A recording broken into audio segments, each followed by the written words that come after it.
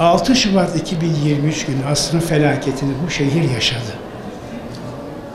Çok şeyini kaybetti. Bu yaralar sarılacak. Almanya'da bir felaket yaşadı.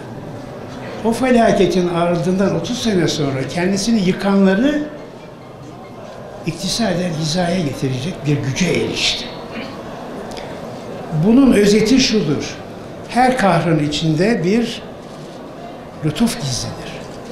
Bu hikmeti ilahiyi anlamak, çözmek ve dahi neticelendirmek bugün için mümkün değil.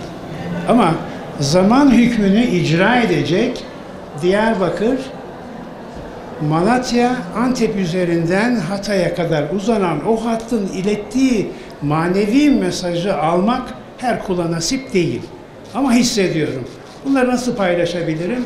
Sadece Malatyalılara sabır, metanet, direnç ve çalışma azmini kaybetmemeleri.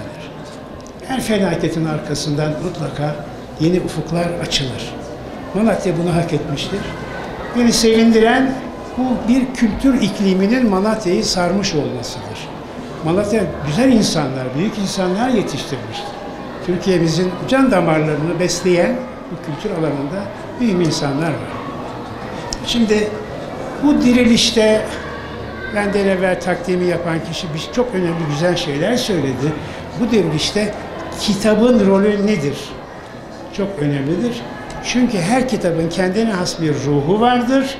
Biz dahi ömrü okumakla geçen insanlarız ama bundan 10-30 sene evvel okuduğumuz bir kitabı tekrar okumak ihtiyacını duyuyoruz. Kur'an-ı Kerim hariç olmak üzere her kitabın 3 kez okunma hakkı vardır. Bunu da lütfen.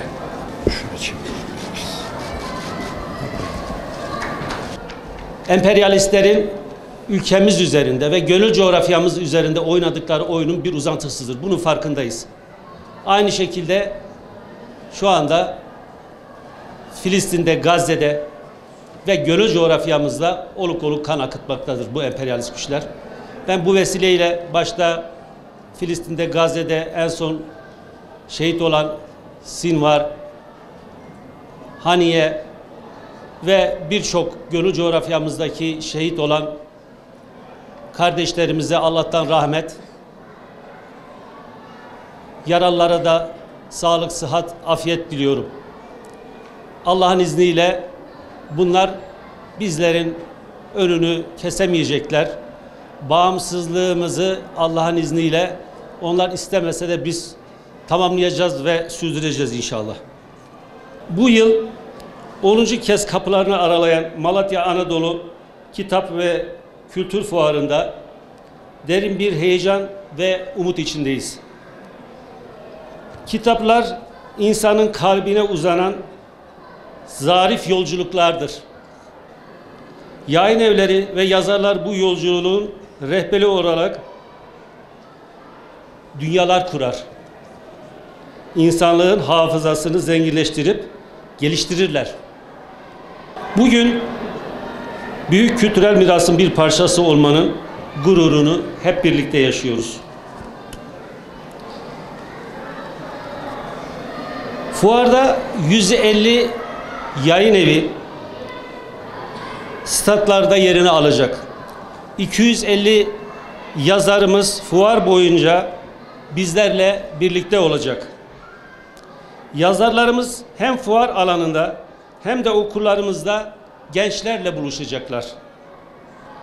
Bu konuda İl Milli Eğitim Müdürlüğümüzle koordineli bir çalışma içerisindeyiz. Bizim medeniyetimiz kitap medeniyetidir ve Kur'an'ın ilk emri de okudur.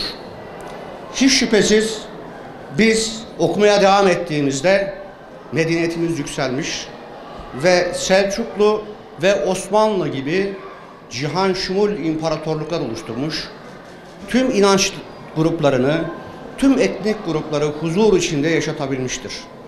Ne zaman ki bilgiden, teknolojiden uzaklaştık ve dağılmaya başladık.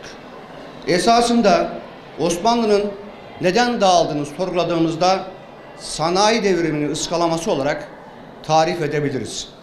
Sanayi devrimi sadece bir üretim biçimi olmaktan öte rekabeti ve buradan oluşan gelirin savunma sanayi başta olmak üzere diğer alanlara yayılmasıdır.